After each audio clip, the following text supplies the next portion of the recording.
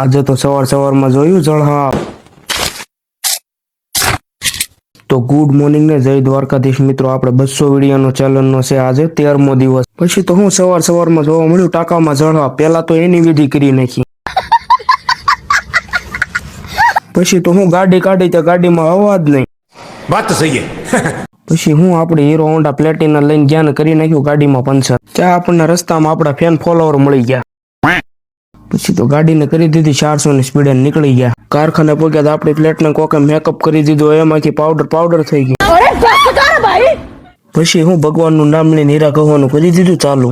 પહેલો લોટ, બીજો લોટ. પછી વાગી ગયા 12 ને થઈ ગયો બપોરે જમવાનો time. A few moments later.